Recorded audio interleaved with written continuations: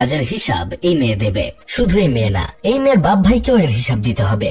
আমার আপনার তো দিতে হবে না। নিজে কিভাবে পুলসিরাত পার করব এটা আমাদের ভাবা উচিত। আপনারা যে বলছেন নর্থ সাউথ ইউনিভার্সিটিকে দৌলত দিয়ে নামকরণ করা হোক, এই ভার্সিটিতে আমার ছোট বোন পড়ে, যথেষ্ট শালীন ও ভদ্রভাবে চলাফেরা করে, নাচানাচির ধারে কাছেও যায় না। আমার বোনের মতো অনেক মেয়ে নর্থ সাউথে পড়ে যারা যথেষ্ট শালীন, ওদের তো কোনো দোষ নেই। তাহলে আপনারা কোন সেন্সে এমন মন্তব্য করেন?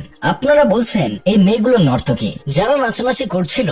এখানে অনেক মেয়ে আছে যারা হিন্দু কিংবা অন্য ধর্মাবলম্বী। আমাদের ধর্মে গান বাজনা নাচানাচি নিষেধ, কিন্তু ওদের ধর্মে তো নাচ নিষেধ নাও হতে পারে। তাহলে আপনি কোন সেন্সে একটা মেয়েকে নর্তকীর সঙ্গে তুলনা করেন? আপনারা বলছেন এমন বউ কপালে জুটলে কিস্তি তুলে হলেও আপনি তাকে ডিভোর্স দেবেন। নর্থ সাউথ ইউনিভার্সিটিতে পড়াশোনা করা একটা মেয়ে কেন আপনার মতো একজন মানুষকে বিয়ে করবে, যার কিনা কিস্তির টাকা তুলে ডিভোর্স দিতে হবে? যে বাবা মা লাখ লাখ টাকা খরচ করে মেয়েকে প্রাইভেট ভার্সিটিতে পড়াশোনা করাতে পারে, সেই বাবা মা নিশ্চয়ই আমার আপনার মতো ফকিরের কাছে মেয়েকে বিয়ে দেবে না। তাদের মেয়ে তো আর গাঙের পানিতে ভেসে আসেনি যে আমি আপনি বিয়ে না করলে মেয়ের কপালে কোনো পোলা জুটবে না। বিয়ে করার ক্ষেত্রে এক একজন এক এক টাইপের মানুষ পছন্দ করে। কেউ পছন্দ করে খুবই নম্র ভদ্র শান্ত স্বভাবের সাংসারিক টাইপের মেয়ে, কেউ বা পছন্দ করে স্মার্ট শিক্ষিত আল্ট্রা মডার্ন চাকরিজীবী মেয়েকে। একজন টিকটকার পছন্দ করে অন্য একটা টিকটকার মেয়েকে, যাতে বিয়ের পর দুজনে মিলে টিকটক করতে পারে। আপনার পছন্দ অন্য একজনের পছন্দের সঙ্গে নাই বা মিলতে পারে, তাই বলে এমন নেগেটিভ ভাবে সমালোচনা করা তো উচিত না।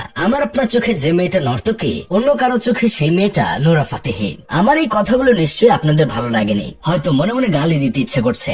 আমার বন্ধু কেরামতেরও আমার কথাগুলো পছন্দ হয়নি। সে আমায় বলল শহরে থাকে, ভার্সিটিতে পড়াশোনা করে, সব মেয়েরাই খারাপ। 2 দিন পর পর ওদের লিঙ্ক ভাইরাল হয়। আমি তাকে উত্তর দিলাম, 2 দিন পর পর যে গ্রামের অশিক্ষিত পুত্রবধূর খাটের নিচ থেকে যুবক বের হয়, এটা চোখে দেখিস না? ভালো খারাপ সব জায়গাতেই আছে। ভার্সিটিতে পড়লেই কেউ খারাপ হয়ে যায় না, আবার অশিক্ষিত থাকলেই কেউ ভালো হয়ে যায় না। যাই হোক, শেষমেশ আমি গোলাম হোসেন একটা কাজের কথা কই। সূরা আন-নূর আয়াত 26-এ উল্লেখ আছে, দুশ্চরিত্র নারী দুশ্চরিত্র পুরুষের জন্য, এবং দুশ্চরিত্র পুরুষ